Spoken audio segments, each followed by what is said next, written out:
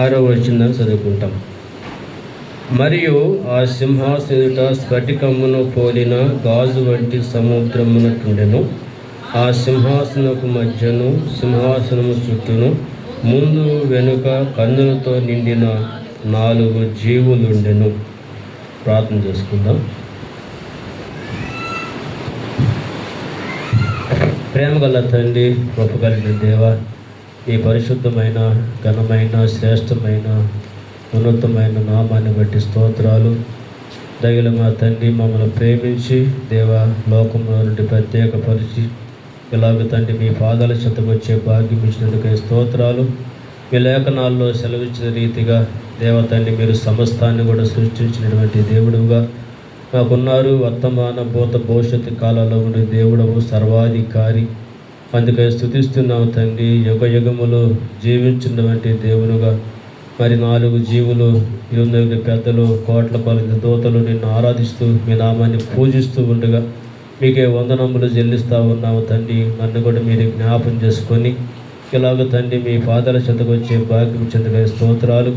దయలు తండ్రి మీకున్న అధికారాన్ని బట్టి కూడా స్తోత్రాయ. పాపములను క్షమించే అధికారం కలిగినటువంటి దేవుడుగా మా తండ్రి, మా అపరాధముల కొరకు మా దోషముల కొరకు సిలువలో మీరు బలిగా అర్పించబడినందుకు స్తోత్రాలు. మీ రక్తము చేతనే నాలో ఉన్న పాపమును, దోషమును, అపవిత్రత, మాలిన్యము, మురికిని సమస్తాన్ని కూడా మీరు కడిగి పవిత్రపరిచి ఇలాగ తండ్రి మీ బిడ్డలతో కలిసి మీ ఘనమైన ఉన్నతమైన నామాన్ని ఆరాధించే కృపనిచ్చేందుకు స్తోత్రాలు. అలాగే మీరు పరిశుద్ధుడువు, అందుకే స్తోత్రాలైనా మా తండ్రి. ఆ యొక్క సూర్యకాంత పద్మ రాగములు పోలిన వాణిగా మరి యోహాను భక్తుడికి మీరు కనపరుచుకుంటూ వచ్చారు. అలాగే తండ్రి ప్రభు మీరు పరిశుద్ధుడవు నాయనా, నేను ఏ కలంకము లేదు. దయగల తండ్రి మరి ఎంతమంది సాక్ష్యం ఇస్తూ వచ్చారు.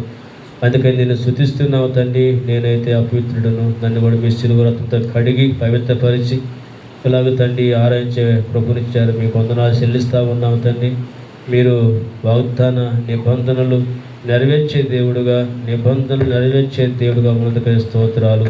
దయలు తండ్రి ప్రభా మీరు దేవాతి దేవుడు వైపు కూడా మానవులతో నిబంధన చేసినటువంటి దేవుడవు, వాటన్నిటిని కూడా నెరవేరుస్తూ వచ్చినటువంటి దేవుడవు. అలాగే నా జీవితంలో కూడా ఎన్నో వాగ్దానాలు ఇచ్చి వాటిని నెరవేర్చి మా తండ్రి నా జీవితంలో కూడా తండ్రి మీరు నమ్మదని దేవుడుగా ఉన్నతకై నేను స్తుతిస్తూ ఉన్నాను తండ్రి. అలాగే తండ్రి లోకంలో పడినా చెడిపోయినా అలాగే తండ్రి ఓడిపోయిన జీవితాన్ని కలిగిన వాడను ప్రభు జయించు వానిగా మా తండ్రి మీరు ప్రభు చూపిన విధానం బట్టి మీకు వందనాలు. నీ మరణ, భూస్థాపన, పునరుద్ధాన శక్తిని మీరు మాకిచ్చి ఈ లోకంలో విజయవంతమైన జీవితాన్ని జీవిస్తూ నిన్ను సేవించడానికి, నీ మార్గాలు నడవటానికి మీరు మాకు నేర్పిస్తూ వచ్చిన గొప్ప కృపకాయ స్తోత్రాలు. నా జీవితంలో కూడా మీరు ఇచ్చిన గొప్ప నిరీక్షణకాయ వందనములు, స్తోత్రములు చెల్లిస్తూ ఉన్నాం. తగిన మా తండ్రి చదవబడిన లేఖనాలను కూడా దీవించము.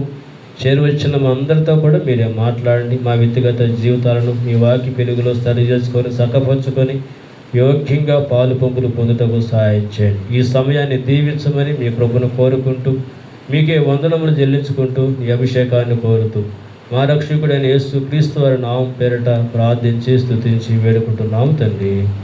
ఆమేన్.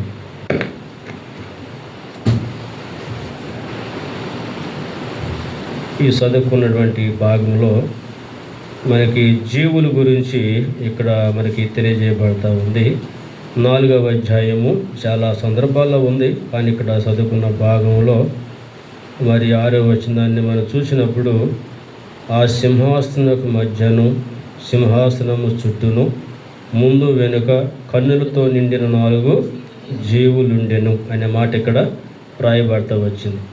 కాబట్టి జీవుల గురించి మనము ఏమి నేర్చుకోవచ్చు అనే సంగతులు కొన్ని మనము దేవుని యొక్క వాక్యంలో నుంచి మనం చూస్తాము. అలాగే మరి జీవుల గురించి మరొక మాట కూడా మనం చూసినప్పుడు దేవుని యొక్క వాక్యంలో యెహెజ్కేలు గ్రంథంలో మాట రాయబడతా ఉంది. అంటే ఆయన దర్శనములో ఈ యొక్క జీవులు తనకు ఎలా కనిపిస్తూ వచ్చాయో మాట రాస్తూ వచ్చాడు.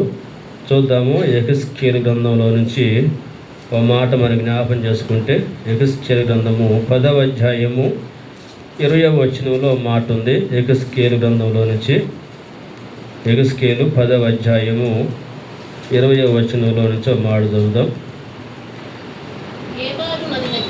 కేబారు నది దగ్గర ఇశ్రాయేలు దేవుని క్రింద నాకు కనబడిన జీవి ఇదే, అవి కెరూబులని నేను గుర్తుపట్టి తిని.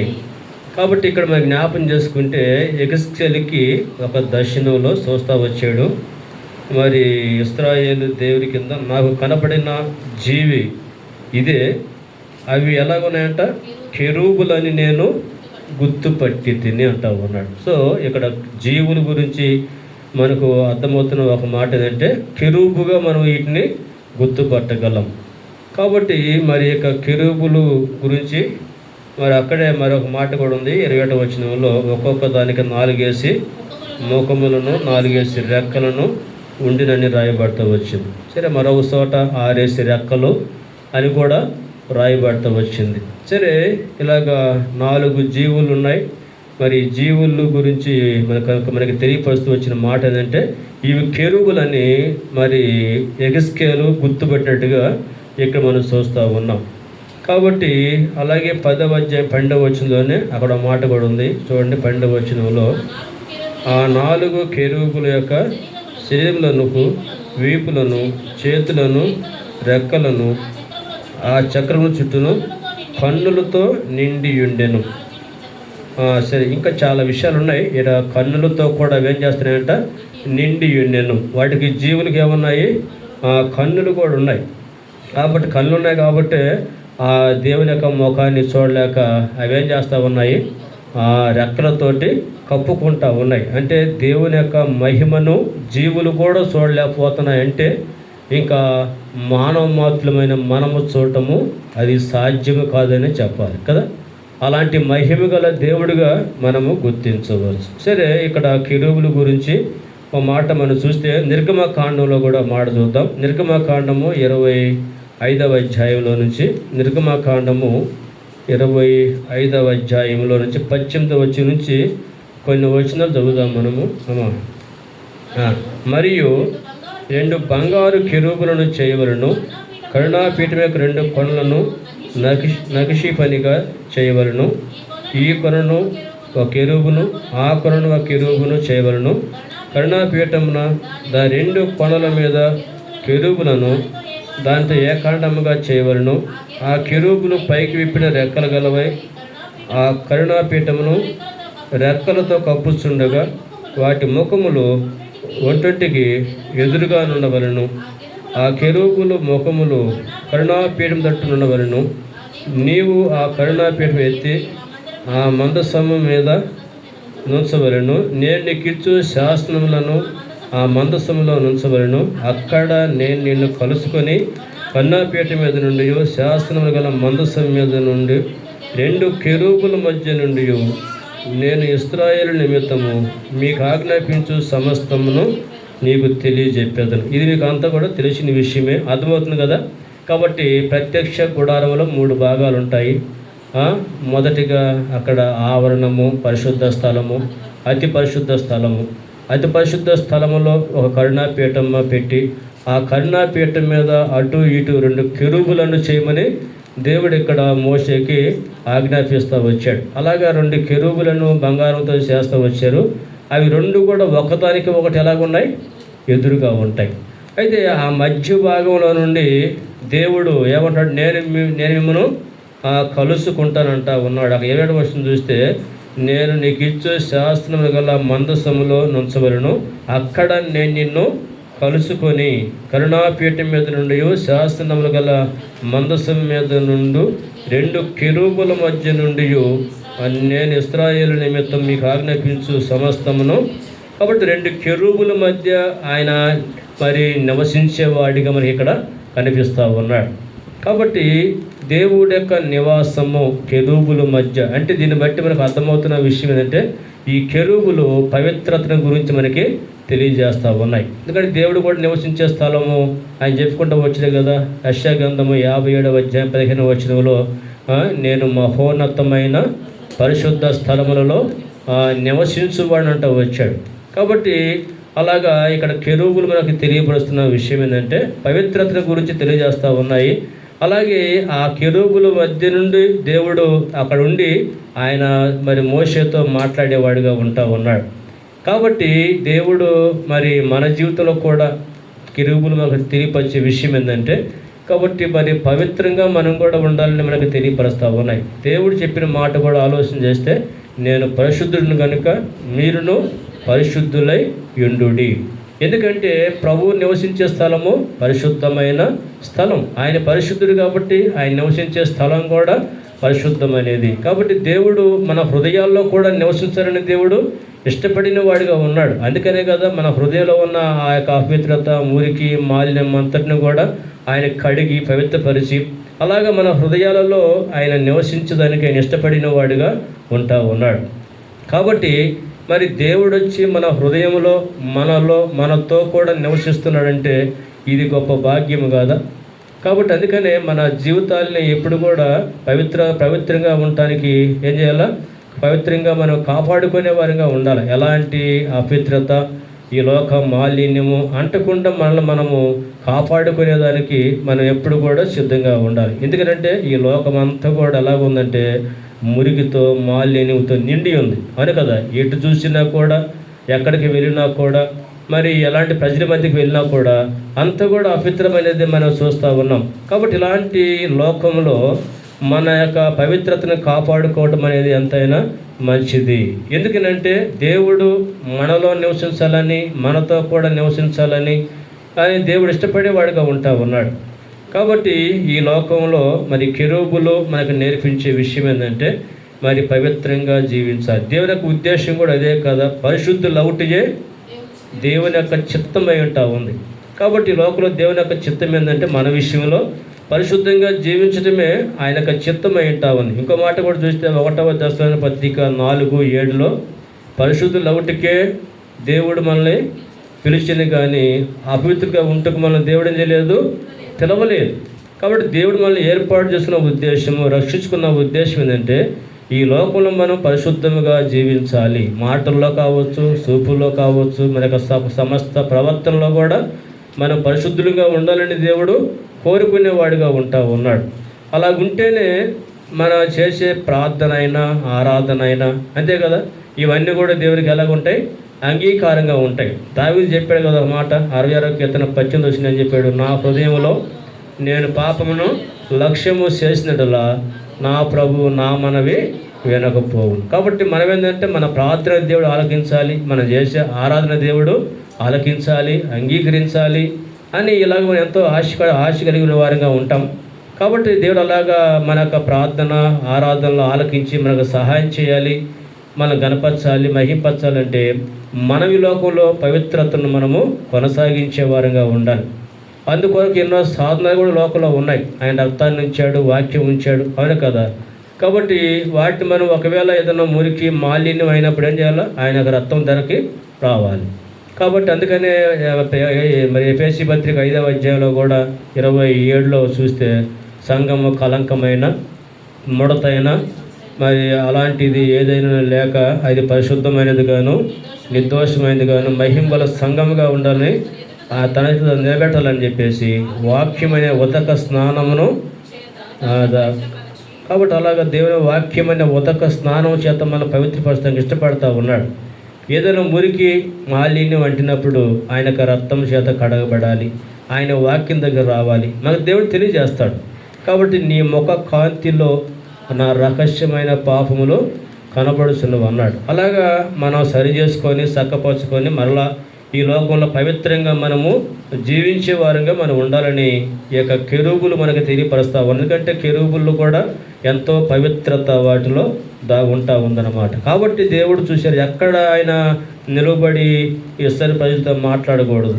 కాబట్టి 2 కెరూబుల మధ్య ఆయన ఉండి మాట్లాడటానికి ఇష్టపడతా ఉన్నాడు. నిజంగా దేవుడు చెప్పాడు, ఈ యొక్క కరుణాపేట మీద అటొక కెరూబు, ఇటొక కెరూబుని చేయమని దేవుడు చెప్పాడు. అలాగా దేవుడు ప్రత్యేక కెరూబుల గురించి చెప్పాడు. ఎన్నో ఉన్నాయి కదా, అలా ఎన్నో ఉన్నాయి, అలాంటి వాటి గురించి మాట్లాడలేదు. కానీ కెరూబుల గురించి అక్కడ దేవుడు ప్రస్తావిస్తూ వచ్చాడు. సరే, మరొక సంగతి చూద్దాము. చూడండి, మొదటగా ఈ లోకంలో దేవుని యొక్క బిడ్డలంగా మనం కూడా పవిత్రంగా జీవించాలని ఈ వాక్యం మనకు తెలియపరుస్తూ ఉంది. సరే, ప్రకటన గ్రంథం 4వ అధ్యాయంలోకి వచ్చే మరొక మాట కూడా చూద్దాం. ఇక్కడ జీవులు ఏం చేస్తా వచ్చే ఇందాక మనం చూసాము. 4వ అధ్యాయం 8వ వచనం చదువుదాం. ఈ 4 జీవుల్లో ప్రతి జీవికి 6 రెక్కలుండెను. అవి చుట్టూను రెక్కల లోపల కన్నులతో నిండి ఉన్నవి. అవి భూత వర్తమాన భవిష్యత్తు కాలంలో ఉండు సర్వాధికారియు దేవుడు ప్రభు పరిశుద్ధుడు పరిశుద్ధుడని మానక రాత్రి చెప్పుతూ ఉండును. కాబట్టి ఇవి దేవుణ్ణి ఆరాధన చేస్తూ ఉన్నాయి. ఏం చేస్తున్నాయి? ఈ జీవులు పరలోకంలో దేవుణ్ణి ఆరాధన చేస్తూ ఉన్నాయి. పరిశుద్ధుడు పరిశుద్ధుడు పరిశుద్ధుడు అని చెప్పేసి రాత్రింబగళ్ళు, అంటే ఒక పగలని లేదు రాత్రింబగళ్ళు కూడా ఆ ప్రభుని ఆరాధన చేస్తున్నాయి. మనం కూడా పరలోకానికి వెళ్ళిన తర్వాత ఏం చేస్తుంది చెప్పండి? మనం ఆరాధించడమే, అక్కడ ప్రార్థన లేదు. ఇంకక్కడ నిరంతరము కూడా దేవుణ్ణి ఆరాధించటమే. కాబట్టి లోకంలో మనము ప్రాముఖ్యంగా దేవుణ్ణి ఆరాధించడం అనేది మనం కలిగి ఉండాలి. కాబట్టి ఎంతగా దేవుణ్ణి గురించి గ్రహింపు కలిగి ఉంటామో అంతగా మనం దేవుణ్ణి ఆరాధన చేస్తాం. ఆయన గురించి ఎంత తెలిస్తే అంతగా మనము, అంటే దాన్ని బట్టి మనము ఆత్మీయంగా మనం కూడా ఎదిగే వారంగా మనం ఉంటాం. అందుకనే మనకి ఎలా ఆరాధించాలంటే 2 వాక్యాలు మనకు తెలిసిన మాటలే. మొదటిగా 96వ కీర్తన 9వ వచనం మాట ఉంది కదా, ఏముంది అక్కడ? పరిశుద్ధాలంకారములు ధరించుకొని యెహోవాకు నమస్కారము చేయుడి. అంటే మన ప్రభుని ఆరాధించడానికి ఎలాగనంటే పరిశుద్ధత అనే అలంకారాన్ని కలిగిన వారమై మన ప్రభుని ఏం చేయాలి? ఆరాధించాలి. అప్పుడే మనం చేసే ఆరాధన దేవుడు అంగీకరించేవాడు. మన హృదయంలో మన జీవితంలో పవిత్రత అనేది లేకపోతే మనం చేసే ఆరాధన దేవుడికి అది ఏమాత్రం కూడా మరి అంగీకారంగా అది ఉండదు. కాబట్టి మనం ఆరాధించే ప్రతి ఒక్కరు కూడా ఎలాగుండాలి అంటే పవిత్రంగా ఉండి పరిశుద్ధత అనే అలంకారాన్ని కలిగిన వారమై మనము ఆరాధించాలి. మరొక మాట కూడా చూస్తే యోహాను సువార్త 4వ అధ్యాయము 24వ వచనం చూస్తే అక్కడ మాట ఉంది కదా, దేవుడు ఆత్మ కనుక ఆయన ఆరాధించేవారు ఆత్మతోనూ సత్యముతోనూ ఆరాధించవలను. దానికి పైగా మాట ఉంది, అట్టివారే కావాలని ప్రభువు కోరుచున్నాడు. ఎట్టివారంట? ఎవరైతే ఆత్మతో సత్యముతో ప్రభువుని ఆరాధిస్తున్నారో అట్టివారే ప్రభువుకి కావాలి. చూసారా? కాబట్టి మన జీవితంలో ఆత్మతో సత్యముతో ఆరాధించే అనుభవం లేకుండా ఉంటే మనం ఆరాధన దేవుడు అంగీకరించడమాట. అట్టి వారిని దేవుడు ఏమాత్రం కూడా వారి స్వీకరించేవాడుగా ఉండడు. కొంతమంది జీవితంలో మార్పు ఉండదు, జీవితం మార్చబడదు, అయినా కూడా వచ్చి ఒకసారి ఆరాధన చేస్తూ ఉండొచ్చు కదా. ఒకసారి అంట ఎన్న మాట చెబుతున్నా, ఒకసారి మీకు తెలిసిన దైవ సేవకులే ఆ కర్నూలులో సేవ చేస్తూ వచ్చారు. ఆయన అరవిందం గారు. ఆయనంట ఒకసారి వాళ్ళ మందిరంలోనే ఒక ఆమంట బలి ఆరాధన చేస్తున్నాడండి. అయ్యా, చచ్చిన కుక్క లాంటిదాన్ని అయ్యా, నన్ను ప్రేమించి రక్షించుకున్నావయ్యా, నన్ను ఎట్లా ప్రేమించావు, నాకు ఎట్లాగని చెప్పేసి ప్రభుని ఆరాధిస్తూ వస్తే విన్నాడు. విన్న తర్వాత అయిపోయిన తర్వాత ఏయ్ ఇట్రా అన్నాడు. ఆమె ఒక చూపు చూసింది, మామూలు కాదు, ఒక లెవెల్లో చూసింది. అన్నమాట చూస్తే చచ్చిన కుక్క, బతిన కుక్కే. అర్థమవుతుందా? చచ్చిన కుక్క కాదు, చావల కుక్క, బతికే ఉంది అన్నట్టుగా. సో ఒకసారి అంటే ఆయన ఏదో టెస్ట్ చేసాడు అన్నమాట ఆమెని. కాబట్టి ఒకసారి ఆరాధనకేనో జీవితానికి ఏం కాదు, సరిపోలిక కాదు. ఒకసారి అలాగ ఉండకూడదు. మన ఆరాధన ఎలాగ ఉండాలో మన జీవితం కూడా అలాగే ఉంటే దేవుడు అట్టి ఆరాధన దేవుడు అంగీకరించేవాడు. అసలు ఆరాధన అంటే ఏంటంటే దట్ ఈజ్ అవర్ టెస్టిమనీ. అర్థమవుతుందా? రియల్ టెస్టిమనీ అన్నమాట. కాబట్టి ఆరాధన ద్వారా కూడా కొత్తగా మనం ఆరాధన చేస్తున్నప్పుడు మందిరంలో మన సహవాసంలో కొత్తగా వస్తారు మందిరానికి. అలాంటి వారు ఆరాధన విని కూడా రక్షణ పొందులు ఉన్నారు. అర్థమవుతుందా? దేవుని యొక్క బిడ్డలంగా రక్షించబడిన వారంగా, అయ్యో ఒకప్పుడు నేను చీకట్లో పాపంలో నెమ్మది లేక సంతోషం లేక దిక్కు తోచలో ఉన్నప్పుడు నన్ను జ్ఞాపం చేసుకొని ప్రేమించి రక్షించి ఇలాగ నాకు ఈనాడు సంతోషం ఆనందం ఇచ్చి ఇలాగా మనకు అనుభవాల్ని మనం ఆరాధనలో మనం చెప్తా ఉన్నప్పుడు, ఆరాధన చేస్తున్నప్పుడు ఈ ఆరాధన విని కూడా కొంతమంది రక్షించబడిన వారు ఉన్నారు. కాబట్టి అలాగా మనం కూడా ఈ లోకంలో ఆత్మతోనూ సత్యముతో మన ప్రభుని ఏం చేయాలి? ఆరాధించాలి. అట్టివారే కావాలని ప్రభువు కూడా కోరుకుంటూ ఉన్నాడు. కాబట్టి అలాగ దేవుని యొక్క బిడ్డలంగా పరిశుద్ధ అలంకారంలో కలిగి ఆరాధించాలి. అట్ ద సేమ్ టైం అలాగే మళ్ళీ మనము ఆత్మతో సత్యముతో మనం ప్రభుని ఆరాధించాలి. ఎందుకంటే దేవుడు ఆత్మ కనుక మనం కూడా అలాగే ఆరాధించవలసిన వారు. అయితే ఆరాధించడం ద్వారా కలిగే పరిణామాలు మనం చూస్తే, ప్రభుని ఆరాధించడం ద్వారాగా, ప్రభుని స్తుతించడం ద్వారాగా ఇలాగ మనం చేయటం వలన ఏం జరుగుతుంది మాట చూద్దాం. చూడండి, బైబిల్లో ఒక సందర్భంలో తెలిసిన మాట, మేము కొత్త ఏం కాదు, బైబిల్లో నుంచి ఈ 2వ దినవృత్తాంతం గ్రంథంలో యెహోషాపాతు దినాల్లో మరి యుద్ధం వచ్చినప్పుడు యెహోషాపాతు ఆ యొక్క ప్రజలందరూ కూడా మరి ఉపవాసం ఉండి దేవునికి మొరపెడతా వచ్చారు. ఉపవాసం మొరపెట్టారు. మా వల్ల ఏమీ కాదు నాయన, మరి నువ్వే మాకు దిక్కు అని చెప్పేసి వాళ్ళు ప్రార్థన చేస్తూ వచ్చారు. తర్వాత దేవుడు వాళ్ళకి ఏం చెబుతూ వచ్చాడంటే, మీరేం యుద్ధం చేయొద్దు. చూడండి 20వ అధ్యాయము ఆడ 20వ వచనంలో మనం చూస్తే, 21వ వచనంలో అమ్మా, అంతటా వారు ఉదయమున లేచి పోయిరి, పోవచ్చుండగా నిలువబడి 27 చూడమ్మా, 21. మరియు అతడు జనులను హెచ్చరిక చేసిన తర్వాత యెహోవాను స్తుతించుటకును గాయకులను ఏర్పరిచి వారి పరిశుద్ధాలంకారము ధరించుకొని సైన్యము ముందు నడుచుచు యెహోవా కృప నిరంతరముండును, ఆయన స్తుతించుడని స్తోత్రము చేయుటకు వారిని నియమించను. వారు పాటకును స్తుతించుటకును మొదలు పెట్టగా యెహోవా యూదా వారి మీదకి వచ్చిన అమ్మోనీల మీదను, మోయాబీల మీదను, షేయరు వాసుల మీదను మోటరుగాన్ని పెట్టిన గనుక వారు హతులైరి. తర్వాత 23వ వచనం చివరి భాగం చూడు, తమలో ఒకరికొకరు సంపుకొనుటకు మొదలుపెట్టిరి. అంటే ఇక్కడ వాళ్ళు ప్రభువుని స్తుతించడం చెప్పాడు, దేవుడే చెప్పాడు. అలా వాళ్ళు స్తుతిస్తూ ఆరాధిస్తూ ప్రభుని గణపరుస్తూ మహింపరుస్తూ ఉన్నప్పుడు ఇంకా యుద్ధంలో వాళ్ళకి ఏం గొప్ప వచ్చిందంటే గొప్ప విజయం అనేది వస్తూ వచ్చింది. అట్లాగే ఈ లోకంలో మనం ప్రభుని ఎంత ఎక్కువగా ఆరాధించి స్తుతించి అలాగ గొప్ప చేసే వారంగా ఉంటామో తద్వారా ఏమొస్తుందంటే విజయం అనేది వస్తుంది. ఈ లోకంలో శత్రువుపై, అపవాదిపై ఏమొస్తుంది? విజయం వస్తుంది. అలాగే ఏదైనా సరే మనకి దేవుడు అన్ని పరిస్థితుల్లో కూడా మనకి విజయాన్ని దేవుడు చేకూర్చేవాడు.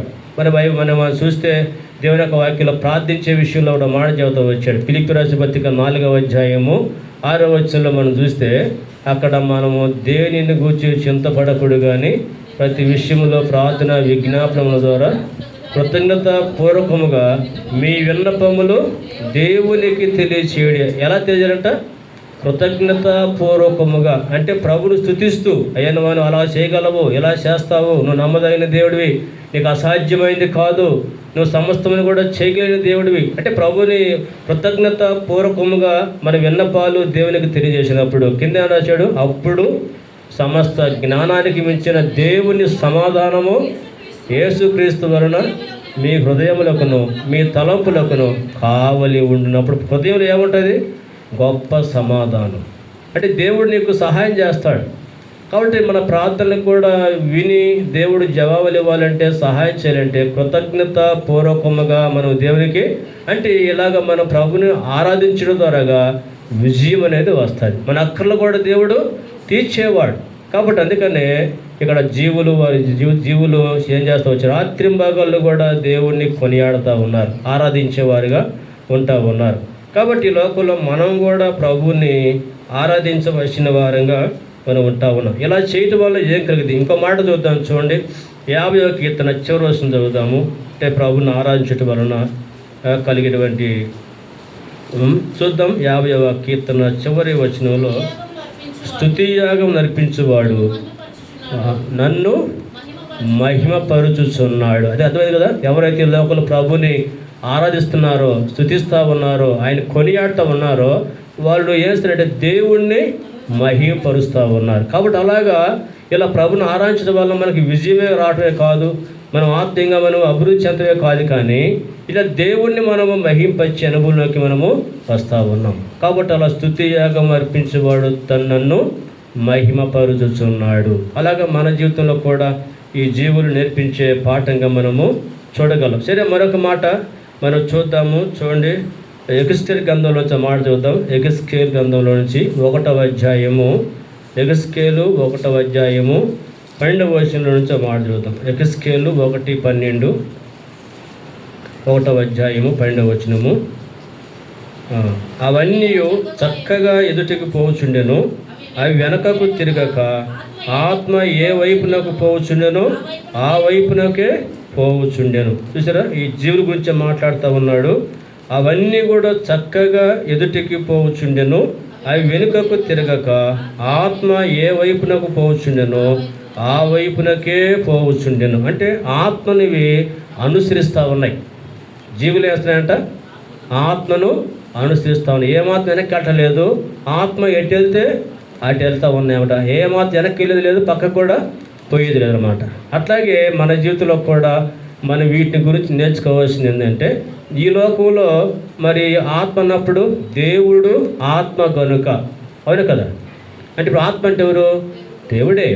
కాబట్టి దేవుడు ఆత్మ కనుక అని రాయబడతా వచ్చింది. మనము దేవుడిని మనము అనుసరించాలి, ఆత్మను మనము అనుసరించే వారంగా ఉండాలి. అంతేగాని ఈ లోకంలో దేన్ని కూడా ఏం చేయకూడదు, మనము అనుసరించకూడదు. నువ్వు దేన్నన్నా అనుసరించావంటే నువ్వు మోసపోతున్నావు, నష్టపోతా ఉన్నావు, దేవునికి వేరుగా నువ్వు జీవిస్తున్న సంగతి గుర్తించాలి. కాబట్టి మనకి ఎంతో గొప్ప మాదిరి ప్రభువైన యేసుక్రీస్తు కూడా గొప్ప మాదిరి. ఆయన నోట ఏ కపటమును, ఆయన పాపం చేయలేదు, ఆయన నోట ఏ కపటము లేదు, ఆయన దూషించబడిన వారికి ఎదురు చెప్పకుండా ఆయన వాళ్ళని దీవిస్తూ వచ్చాడు కదా. అట్లాగా ఎన్నో మాదిరి మనం చూడవచ్చు. కాబట్టి ఇక్కడ మనం కూడా ఆత్మను అనుసరించు వారముగా, బైబిల్లో మనం చూస్తే గలతీ పత్రిక 5వ అధ్యాయము 16వ వచనంలో ఏముంది? అక్కడ గలతీ పత్రిక 5:16-17 వచనాల్లో అక్కడ చూస్తే ఆత్మానుసారముగా నడుచుకొనిడి అప్పుడు మీరు శరీరేచ్ఛలను నెరవేర్చరు. కాబట్టి మనం ఈ లోకంలో మరి ఆత్మానుసారంగా నడుచుకోవటం వలన శరీరేచ్ఛలు ఏం చేయము, నెరవేర్చే వారంగా ఉండం. కాబట్టి కిందకెళ్ళే కొద్దీ శరీరం ఆత్మకును, ఆత్మ శరీరకును విరోధంగా అపేక్షించును, ఒకదానికి ఒకటి వ్యతిరేకంగా ఉన్నాయి. అంటే ఆత్మ శరీరం ఈ రెండు ఏంటి, ఒకదానికి ఒకటి ఏంటంటే వ్యతిరేకం. శరీరం ఏం చేస్తుంది? చచ్చిపోతే ఏసి వేసుకో, కాట్ వేసుకో, నిద్రపో అంటది. ఆత్మ అంటది నీకు ఎట్ట బుద్ధి లేదు, ఈరోజు ఆదివారం కదా, ప్రభు దినం కదా, అందరూ మందిలో ఉండి ప్రభుని ఆరాధన చేస్తున్నారు కదా అని ఆత్మ ఏమంటే, లే వెళ్ళు, ఆరాధించు ప్రభుని, మహిపరుచు, సంతోషపరచు ప్రభుని అని ఆత్మ అతని శరీరం అంటే, ఇప్పుడుదా కష్టపడి వచ్చావు, అలసిపోయావు, కొంచెం తిను, సుఖించు అని శరీరం ఏమో దానికి అలాగ సపోర్ట్ చేస్తూ ఉంటుంది. ఆత్మ ఏమంటుంది, అలా కాదు, మనకు దేవుని బిడ్డలమే, ప్రభు మనం వీలు పెట్టి కొన్నాడు కాబట్టి మనము దేవుణ్ణి మహింపరచాలి, సంతోషపరచాలి అని ఇలాగ మనకి దైవికమైన విషయాల గురించి ప్రోత్సహిస్తూ ఉంటుంది. ఈ రెండు మధ్య పోరాటం లోపల ఏది గెలుస్తుంది అంతే కదా. శరీరం గెలిచిననుకో ఇక పడక, ఆత్మ గెలిస్తే మందిరానికి రావటం, ప్రభుని ఆరాధించటం. కాబట్టి ఈ లోపల మనం ఆత్మను అనుసరించాలి, అంతేగాని శరీరం అయితే మనల్ని మోసం చేస్తూ ఉంటాయి. ఎందుకంటే దైవికంగా అభివృద్ధి చెందకుండా, దేవుణ్ణి సంతోషపెట్టకుండా, దేవుణ్ణి మహింపరచకుండా ఎన్నో విధాలుగా మనకి ఎంతో ఆటంకాన్ని కలిగిస్తారు. సాతాను కూడా కుదిరిగా ఉండడు, సాతాను కూడా ఏదో విధంగా శరీర బలహీనతలు పెడతాడు. పెట్టేదేనో ఆ విధంగా మనల్ని లొంగ తీసుకోవటము, బలహీనపరచటము, ఇలా దేవుని యొక్క కార్యాలు ముందుకు కొనసాగకుండా, దేవుని యొక్క ఉద్దేశాలు మన ద్వారా భూమి మీద నెరవేర్చబడకుండా ఎన్నో రీతిగా ఆటంకాన్ని గురి చేస్తూ ఉంటాడు. గుర్తించాలి. అందుకని పౌలు మాట చెప్పాడు కదా, అపవాది యొక్క తంత్రమును ఎరగని వారము కామమేము అంట వచ్చాడు. మనం కూడా ఆ తెలుగులోకి రావాలి, గుర్తించాలి. ఇది అపవాది యొక్క తంత్రమా, దేవుడు చెప్పిన తంత్రమా, అర్థమవుతుందా? కాబట్టి మనం గుర్తించి మనం దేవునికి లోబడే వారంగా ఉండాలి. కాబట్టి ఇక్కడ ఆత్మ అయితే ఆత్మానుసారంగా నడుచుకుంటే అప్పుడు శరీరేచ్ఛలని మనము నెరవేర్చలేం. మరొక మాట కూడా చూస్తే రోమపత్రిక చూడండి, అక్కడ మాట చూద్దాము. ఏం చేయాలో రోమపత్రిక 8వ అధ్యాయము 13వ వచనంలో మాట రాయబడతా ఉంది. రోమపత్రిక 8:13 మీరు శరీరానుసారంగా ప్రవర్తించటలా సావలసిన వారు ఇందురు కానీ ఆత్మచేత శారీర క్రియలను సంపిడలా జీవించుదురు. కాబట్టి ఆత్మచేత ఏం చేయాలో శరీర కార్యాలని సంపాల. అలా సంపితేనే మనము ఆత్మీయంగా ఈ లోకంలో జీవించగలం. కాబట్టి శరీరం ఎప్పుడు కూడా మనల్ని కాసుకుని ఉంటుంది. అర్థమవుతుందా? ప్రతి క్షణం, ప్రతి నిమిషం అన్ని పరిస్థితుల్లో కూడా మనతో కూడా ఉండి మనల్ని ఏదో ఒక విధంగా దేవుడి నుంచి దూరం చేయడానికి, దేవుని యొక్క కార్యాల్లో పాలు పొందకుండా, దేవుణ్ణి మహింపరచకుండా ఎన్నో రీతిలుగా మనల్ని ఆటంకపరిచేదిగా ఉంటుంది. కాబట్టి మనం గుర్తించి మనల్ని దేవుడు ఎందుకు ఏర్పాటు చేసుకున్నాడో, రక్షించుకుంటూ వచ్చాడో, ఆరోగ్యం ఇచ్చాడో, ఇంతవరకు కాపాడుతూ వచ్చాడో, ఎన్నో సౌకర్యాలు కలిగిస్తూ వచ్చాడో, ఇవన్నీ మనం గుర్తించి మన ప్రభువుకు లోబడి జీవించవలసిన వారు. కాబట్టి ఇక్కడ ఆత్మచేత శరీరకార్యం ఏంటంట చంపినట్లయితే 14 చూడండి.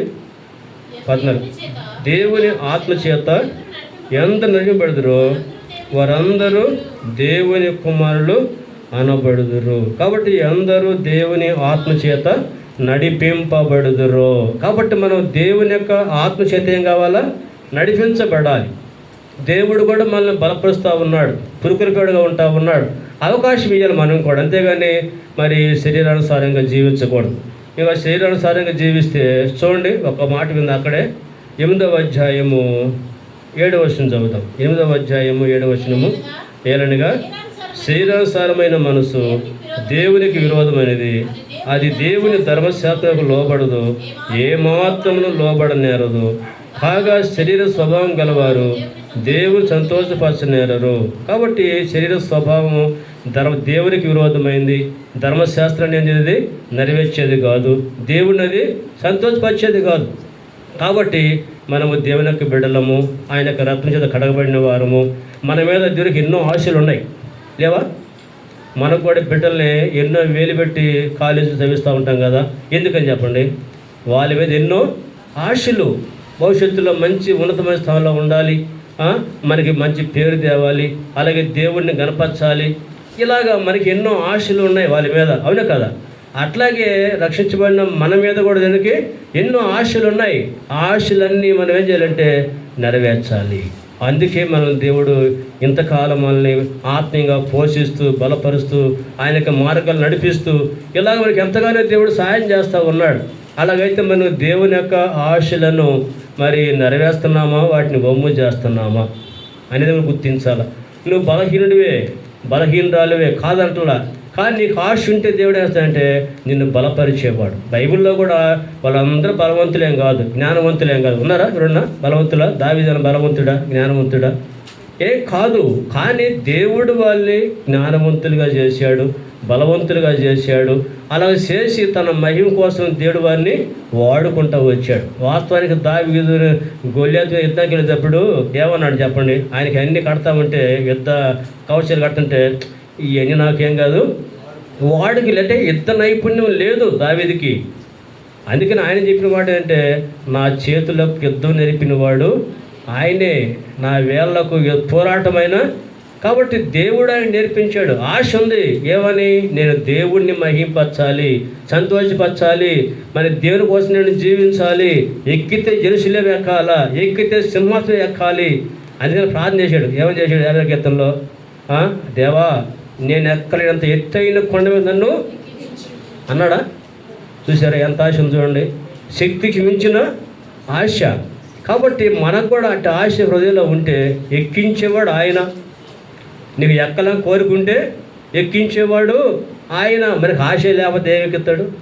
ఆయన ఆశ ఉంది, ప్రార్థన చేశాడు, నమ్మాడు, ఎక్కిస్తాడని. కాబట్టి దేవుడు ఎక్కించాడు పైకి. తర్వాత ఎన్నో యుద్ధాలు చేశాడు, విజయం పొందాడు, దేవుడిని మహింపరిచాడు. కాబట్టి ఇలాగా మన జీవితంలో కూడా దేవుని యొక్క ఆత్మ ఆధీనంలో ఉంటే చక్కగా మన దేవుడు నడిపించేవాడు. జీవులు చూడండి, పరలోకంలో ఉన్నా కూడా ఏం చేస్తూ ఉన్నాయి? ఆత్మను అనుసరిస్తూ ఉన్నాయి.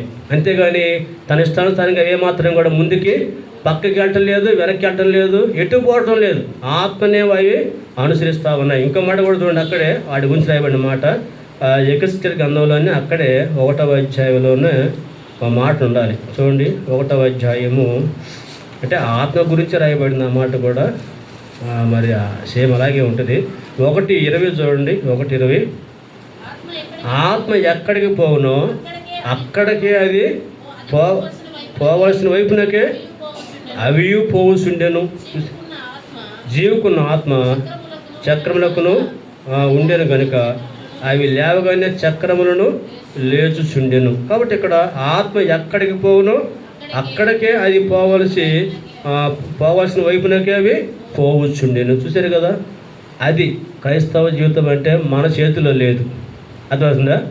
కాబట్టి మనము విలువ పెట్టి కొనబడిన వారం. కాబట్టి మన దేహంతో దేవుణ్ణి మహింపచ్చు. అంటే మనం దేవుని యొక్క ఆదిలో ఉండవలసిన వారు. అట్లుంటేనే రేపు రాకడ ఎత్తబడేది, అర్థమవుతుందా? ఆత్మీయ దేవుడు ఏమేస్తారు మనల్ని ఎత్తికిలేదు ఆయనే కదా. ఇక్కడి నుంచి రాకడ వచ్చినప్పుడు, ప్రభు మధ్యాకాశం వచ్చినప్పుడు ఆత్మదేవుడు వేస్తాడు, సంఘాన్ని తీసుకొని వెళ్తాడు. అయితే మనం ఆత్మ ఆదిలో ఉన్నవారే ఏం చేయబడతారు? ఎత్తబడే సంఘంలో ఉంటారు. ఇప్పుడు చూడు ఎంత ఖాళీగా ఉంది మందిరం కదా, ఎక్కడెక్కడ ఉన్నారో మనలంతా కదా.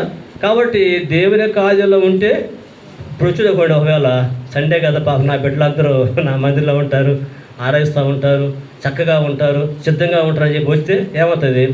చాలామంది ఏమవుతారు? కాబట్టి మనము ఎప్పుడు కూడా లోకంలో దేవుని బిడ్డలేం కాబట్టి మనం దేవుని యొక్క ఆధీనంలో ఉండాలి. దేవుని యొక్క ఆత్మ యొక్క ఆధీనంలో ఉండి ఆ ప్రకారంగా లోకంలో ముందుకి కొనసాగే వారంగా మనం ఉండాలి. అప్పుడే మనము దేవుణ్ణి మహింపరిచే వారంగా మనం ఉంటాం. కాబట్టి ఇక్కడ ఆత్మ చేత మనం ఏం చేయబడాలి? నడిపించబడాలి. అలాగే ప్రార్థించేటప్పుడు కూడా ఆ మాట ఉంది కదా, రోమపత్రిక 8వ అధ్యాయం 26వ వచనంలో ఉంది. అక్కడ రోమపత్రిక 8:26లో అటువలే ఆత్మ మన బలహీనతను చూసి సహాయం చేస్తున్నాడు. మనం ఏలనగా మన యుక్తముగా ఎలాగో ప్రార్థన చేయవల్లో మనకు తెలియదు కనుక ఆత్మ ఉచ్చరింప శక్యం కాని మూలుగుడితో ఆత్మ తానే మన పక్షముగా విజ్ఞాపనం చేస్తున్నాడు. మనం ప్రార్థన చేసేది మనంగా చేసేది ఎవరు చేస్తుంది చెప్పండి? ఆత్మదేవుడు మనలో ఉండి ఉచ్చరింప శక్యం కాని మూలుగుడితో మరి ప్రార్థించేవానిగా ఉంటుంది. అంటే ఏది అక్కరో, ఏది అవసరమో, ఎలా యుక్తంగా ప్రార్థన చేయాలో మనకు తెలియదు, తెలుసా? కాబట్టి దేవుని యొక్క ఆత్మ మనలో ఉండి మరి మొరపెట్టేవాడిగా ఉంటా ఉన్నాడు. అది ఆత్మ ఆద్యంలో ఉంటే ప్రార్థన కూడా మారిపోతూ ఉంటుంది. మనం ఆలోచించినట్టుగా ఉండదు ప్రార్థన కూడా. దేవుడు తన ఆత్మలో ఉండటం వలన ఎలా యుక్తంగా ప్రార్థించాలో అలాగ మన దేవుడు నడిపించేవాడిగా ఉంటాడు. అంటే ఏది అవసరమో, ఏది అక్కరుందో, ఏది సమస్య ఉందో, దేని గురించి ప్రార్థించాలనేది దేవుడు తగిన విధంగా మనల్ని దేవుడు ముందుకి నడిపించేవాడిగా ఉంటాడు. అలాగా మనం కూడా లోకంలో ఆత్మ యొక్క ఆదిలో ఉండి ఆత్మ చేత ఈ లోకంలో మనం ఏం చేయబడాలా? నడిపించబడే వారంగా మనం ఉండాలి. అది మనలో నుంచి దేవుడు కోరుకునేవాడిగా ఉంటా ఉన్నాడు. సరే, మరొక సంగతి చూద్దాము. చూడండి, మరి అక్కడే చూద్దాము. ఎగస్కేలు గ్రంథంలో నుంచి, ఎగస్కేలు గ్రంథం 1వ అధ్యాయంలో 13వ వచనంలో ఆ మాట చదువుతాం. 13వ వచనము, ఆ జీవుల రూపములు మండుచున్న నిప్పులతోనూ దివిటీలతోనూ సమానములు. ఆ అగ్ని జీవుల మధ్యను ఇటువంటి వ్యాపించెను. ఆ అగ్ని అతి కాంతిగా ఉండెను. చూశారు కదా, ఇక్కడ జీవుల యొక్క రూపం ఎలా ఉందంట? మండుచున్న నిప్పులతోనూ దివిటీలతోనూ సమానము. కాబట్టి జీవులు మండుచున్న నిప్పులతో దివిటీలతో సమానంగా ఉంటా ఉంది. అయితే చివరిలో చూడండి, ఆ అగ్ని అతి కాంతిగా అంటే ప్రకాశిస్తూ ఉందన్నమాట. జీవులు ఏం చేస్తూ ఉన్నాయి? ప్రకాశిస్తూ ఉన్నాయి. కాబట్టి లోకంలో మన జీవితంలో కూడా దేవుడు కోరుకుంటుంది ఏంటంటే, ఓ మాట చూద్దాం. చూడండి, యోహాను సువార్తలో యోహాను గురించి ప్రభు యేసుక్రీస్తు వారు సాక్ష్యం ఇస్తూ వచ్చాడు. చూడండి, 5వ అధ్యాయము యోహాను సువార్త 5వ అధ్యాయము 35వ వచనంలో మాట ఉంది. 5వ అధ్యాయము 35వ వచనం, అతడు మండుచు ప్రకాశించుచున్న దీపమై ఉండెను అని ఎవరంటున్నారు? అది గురించి ప్రభు అయిన యేసుక్రీస్తు వారు అక్కడ సాక్ష్యం ఇస్తూ ఉన్నాడు. దీపమై ఉండెను, మీరు అతని వెలుగులో ఉండి కొంతకాలము ఆనందించుటకు ఇష్టపడుతుంది. అయితే యోహాను సాక్ష్యం కంటే నాకు ఎక్కువైన సాక్ష్యము కలదని ప్రభు ఇక్కడ చెప్తా ఉన్నాడు. కాబట్టి యోహాను ఏం చెప్పాడంటే, అతడు మండుచు ప్రకాశించుచున్న దీపమై ఉండెను. కాబట్టి మనం కూడా ఈ లోకంలో ఏం చేయాలా? ప్రకాశించాలా. కాబట్టి ఇక్కడ ప్రభు చెప్పింది యోహాను గురించి చెప్పాడు. ఆయన కూడా మనుషుడే కదా, ఆయన ప్రకాశిస్తూ వచ్చాడు. అంటే ప్రకాశించమంటే ఏదో ఫిజికల్గా ప్రకాశించమని కాదు, కానీ మన క్రియల మూలంగా ప్రకాశించాలి. ఇంకా మాట చూద్దాం. చూడండి, మత్తయి సువార్తలో బాగా తెలిసిన మాట చూద్దాం. అంటే ప్రకాశించుట, వెలుగుట అనే దాని గురించి ఇక్కడ కొంచెం స్పష్టంగా ప్రభు తెలియజేస్తూ వచ్చాడు. మత్తయి సువార్త 5వ అధ్యాయము 16వ వచనంలో ఆ మాట ఉంది. చూడండి, మత్తయి సువార్త 5వ అధ్యాయం 16వ వచనం, మనుషులు మీ సత్యాలను చూచి పరలోకమందున మీ తండ్రిని మహింపరచినట్లు వారి ఎదుట మీ వెలుగు ప్రకాశింపనీయుడి. వారి ఎదుట మీ వెలుగు ఏం చేయండి. ఇప్పుడు వెలుగు దేని గురించి మాట్లాడుతుండే ఇక్కడ? సత్క్రియలు, మనలో ఉన్న సత్క్రియలే ప్రకాశించేవిగా ఉంటాయి. కాబట్టి అలాగే ఈ లోకంలో మనం కూడా ప్రకాశించాలా, మనం కూడా సత్క్రియ కలిగి ఈ లోకంలో జీవిస్తూ ఉంటే ఆ క్రియలే వెలుగుతూ ఉంటాయి, ప్రభుని గురించి సాక్ష్యం ఇస్తూ ఉంటాయి. అట్లాగా మనం కూడా ఈ లోకంలో ప్రభు కొరకు వెలిగే వారంగా, ప్రకాశించే వారంగా మనం కూడా ఉండాలి. కానీ నాడు వెలుగు ఉంటల్లా ఆరిపోతూ ఉంది కదా. సంఘానికి సహవాసానికి దూరంగా ఉండటం వలన, వాక్యానికి ప్రార్థన ఇలా సహవాసానికి దూరంగా ఉండటం వలన ఆ యొక్క వెలుగు ఏమవుతుందంటే ఒకసారి తగ్గుతూ ఉంది కదా. కాబట్టి మనం అలా తగ్గిపోకూడదు. ప్రభు కొరకై లోకంలో మనము యోహాను వల్లే మండుచు ప్రకాశించే వారంగా ఉండాలని దేవుడు ఇక్కడ మనకి తెలియజేస్తూ ఉన్నాడు. ఇంకో సంగతి కూడా చూస్తే దేవుడు ఎందుకు మనల్ని పుట్టించాడో కూడా రాస్తూ వచ్చాడు. ఇందుకొరకే పుట్టించాడు దేవుడు. ఎందుకోసం చూడండి, ఎఫెసీ పత్రికలో మాట ఉంది, 2వ అధ్యాయము. ఎఫెసీ పత్రిక 2వ అధ్యాయము 10వ వచనంలో ఆ మాట మనం చూడగలము. ఎఫెసీ మరియు వాటి యందు మనం నడుచుకున్న వల్లని దేవుడు ముందుగా సిద్ధపరిచిన సత్క్రియలు చేయుటకై మనము క్రీస్తు యేసునందు సృష్టింపబడిన వారమై ఆయన చేసిన పని అయి. దేవుడు ఎందుకు మనం సృష్టించాడంటే మన విషయంలో ముందుగా సిద్ధపరిచిన సత్క్రియలు చేయుటకై. అంటే ఆల్రెడీ ముందే మన విషయంలో దేవుడు కొన్ని ఎలా జీవించాలో, ఎలా ఈ లోకంలో ప్రవర్తించాలో, ఎలా మంచి చేయాలని చెప్పేసి ముందే డిజైన్ చేశాడు దేవుడు ఆల్రెడీ. ఆ డిజైన్ చేసినటువంటి ఆ క్రియలు మనం చేయడానికి దేవుడు మనల్ని సృష్టించాడు. అంతేగాని మన ఇష్టానుసారంగా జీవించడం కోసం కాదు. అర్థమవుతుందా? కాబట్టి మన పట్ల దేవుడు కలిగిన ఉద్దేశం ఏంటంటే ముందుగా సిద్ధపరిచిన సత్క్రియలు. అలాగా మనం ప్రకాశించాలి లోకంలో. దేవుని యొక్క ఉద్దేశంలో మనం ఉన్నాం కాబట్టి మనము వాటిని గురించి మనం ప్రభుని అడగాలి. ప్రభు, నా పట్ల నీ ఉద్దేశం ఏంటి, నీ సంకల్పం ఏంటి, నాకు తెలియజేయి. ఎలా జీవించాలి, ఎలా నిన్ను మహిపరచాలి, ఏ విధంగా సంతోషపరచాలి, నేను నా పట్ల నీ ఉద్దేశం ఏంటి, నీ సంకల్పం ఏంటి అని ఇలాగ మనము ప్రార్థన చేసుకుంటే ప్రభువు చక్కగా నీకు దేవుడు తెలియజేస్తాడు. నీ ఎందుకు పుట్టించాడో, నీ పట్ల జరగ ఉద్దేశం ఏంటో, సంకల్పం ఏంటో ఆయనకి తేటగా తెలియపరుస్తాడు. ఆ ప్రకారంగా జీవించి మనం భూమి మీద దేవుడిని ఏం చేసి మనము మహింపరిచే వారంగా మనం ఉండగలుగుతాం.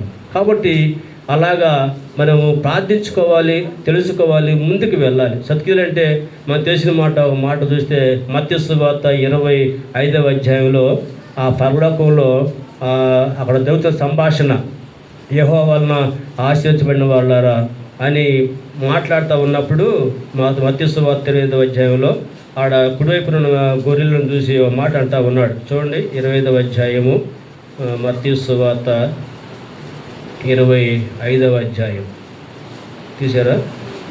అక్కడ 33వ వచనం చూడండి. తన కుడివైపున గొర్రెలను ఎడవైపున మేకలను నిలబెట్టాను. అప్పుడు రాజు తన కుడివైపున ఉన్నవారిని చూసి, నా తండ్రి చేత ఆశించబడిన వాళ్ళారా, రండి, లోకం పుట్టిన మొలుకొని మీ కొరకు సిద్ధపరిచిన రాజ్యమును స్వతంత్రించుకోండి. నేను ఆకలి గొంటిని ఆహారం పెట్టారు, తప్పిక గొంటిని దాహం ఇచ్చారు, చేర్చుకున్నారు. దిగంబర ఇంటిని నాకు బట్టలు ఇచ్చితిరి, రోగిన ఇంటిని నన్ను చూడవచ్చితిరి, సరసాల్లో ఉంటిని నా యొద్దకు వచ్చితిరి అని చెప్పాను. అందుకు నీతిమంతులు, ప్రభా, ఎప్పుడు ఆకలి కొంటే ఇలా అన్నాయి చెబుతా ఉంటే చూడండి 40వ వచనం చూడండి ఏమంటున్నాడు. అందుకు రాజు, మిక్కిలి అలుపులైన ఈయన సహోదరులు మీరు ఒకరికి మీరు చేసి కనుక నాకుని మీరు, అది సత్క్రియలు అంటే. అర్థమవుతుందా? ఆయన అంటున్నారు కదా, ఎప్పుడు ఆకలి కొంటే మీకు ఆహారం పెట్టాం, ఎప్పుడు తప్పికుంటే దాహం ఇచ్చాం, ఎప్పుడు పరదేశిగా ఉండి చేర్చుకున్నాం అని ఇలా అంటామంటే మిక్కిలి అలుపులైన ఈయన సహోదరులు ఒకరికి మీరు చేసితురు కనుక నాకు మీరు చేసినట్లే. కాబట్టి లోకంలో మనము ముందుగా సిద్ధపరిచిన సత్క్రియలు ఇవే కాదు, ఇంకా ఆత్మీయంగా కూడా మనం ఏం చేయాలి, మనము వాళ్ళని బలపరచాలి. బలహీనంగా ఉన్న వారిని ఏం చేయాలి, బలపరచాలి. మందిరానికి రాకుండా దూరంగా ఉన్న వాళ్ళని కూడా ఫోన్ చేసో కలిసో మాట్లాడి అలా దూరంగా ఉండకూడదు, మానుకోకూడదు.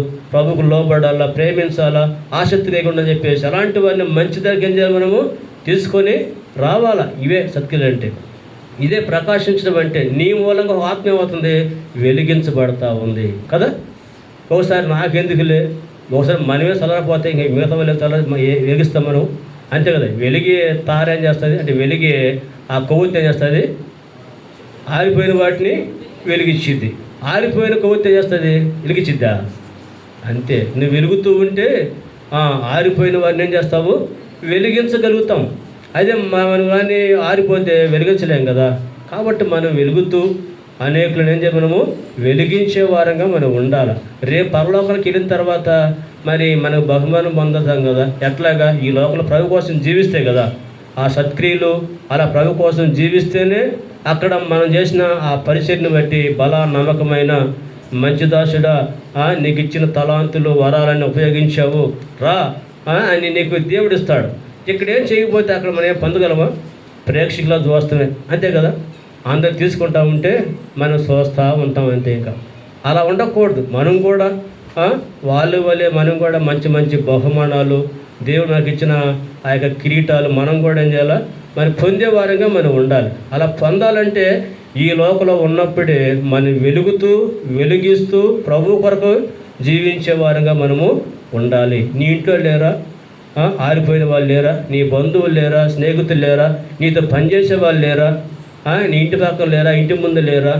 నీకు తెలిసిన వాళ్ళు లేరా? ఇలా ఆరిపోయిన వాళ్ళు కానీ, కాబట్టి అక్కర్లో ఉన్నవారు కానీ, కాబట్టి మనం అన్నిటిని ఎరిగిన వారమే. కాబట్టి అలాగా మనం కూడా ప్రభు కొరకై ప్రకాశించే వారంగా ఉండాలని దేవుడు కోరుకుంటా ఉన్నాడు. ఎలాగున్నావు? ఆరిపోతున్నావా? కాబట్టి ప్రార్థన చేసుకో, ప్రభుకి అప్పగించుకో. ప్రభు నిన్ను బలపరిచేవాడు. నేను చివరిగా నేను ఒక మాట చెప్పి నేను ముగిచ్చేస్తా. చూడండి ఇంకో మాట, ఆది కాండము 3వ అధ్యాయము. అంటే కెరూబులు ఈ జీవులు ఏ విధంగా మనకి మనతో మాట్లాడుతూ ఉన్నాయి అనేది 3వ అధ్యాయము 24వ వచనంలో మాట చదువుతాము.